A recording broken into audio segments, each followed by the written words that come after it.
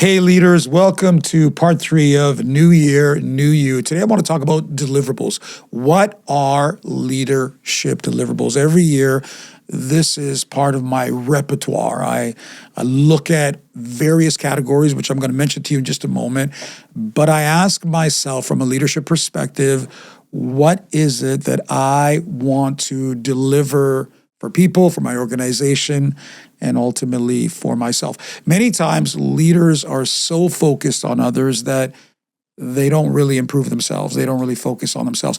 Ever been on a plane? You know, when they give you that instruction and they tell you where the floating device is, and they'll tell you if the air pressure changes, how masks are going to drop from the ceiling. You know how people don't want to hear that stuff, and so they're busy reading their book because they don't even want to think about a plane crashing or there being a situation. But the stewardess will say, make sure you put on your mask first and then help others. And so this is what leadership deliverables are about. How are you going to help yourself before you even help those that are around you? So for me as a leader, I look at 4 categories when I focus on deliverables. Obviously, we all have metrics, data, EBITDA, revenue, metrics, data that we have to deliver. Number 2, I look at leadership upgrades. Number 3, emotional intelligence. To me, I always want to look at an area of my leadership where I want to improve on my emotional intelligence, and then ultimately those team-oriented goals and objectives. So when it comes to deliverables, what are some of the things I should consider? Number 1, what does it look like? What does winning look like? This is actually part of being strategic.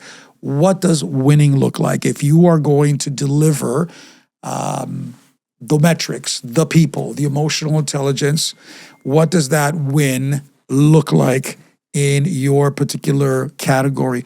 Number 2, are you building personal accountability for yourself? Are there deadlines? Are there people you're accountable to? Or can you just drive through your schedule and the things that matter to others, but necessarily you can hide, if you will, and no one else will know? What is that accountability system you have created for yourself? What about skill-based deliverables? Did you want to learn an Excel? Did you want to learn a Monday.com? Is it an app? Is it a software? What about some of the areas that have to deal with skills and not just positions? Do you schedule reflection time? Do you schedule time to strategically think about your leadership, your strengths? Where am I doing well? Your failures? Where am I losing it? Where am I not keeping up? Am I organized? Do I need to become more organized? Am I improving on a daily basis, or am I drowning? You hear me talk about values all the time. Number 6, are you aligning your deliverables with your values? This is how I behave. This is what's important to my culture. This is what I really believe. And therefore, if I value this and I believe this, I'm going to align my deliverables to it. And then here's the final thought. Make your deliverables based on growth, development. You always hear me talk about that 1% better, not just the things that are internal or even external. Am I growing as an individual? Am I growing as a human being? Am I growing as a person?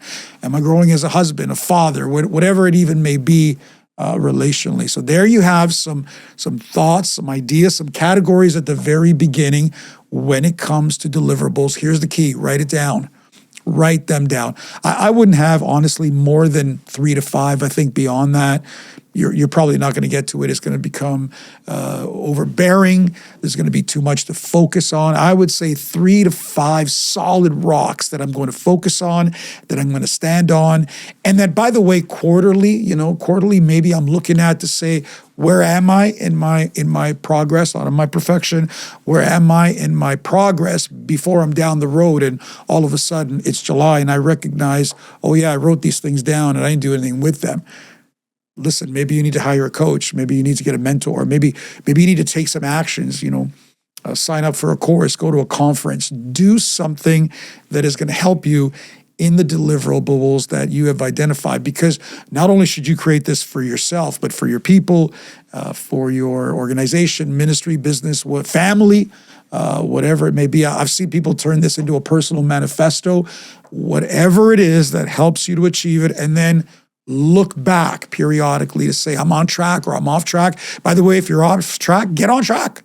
Take the necessary steps to get back to where you need to be. I hope this has been helpful for you today. It's a new year, it's a new you, and you have it in you to make this happen.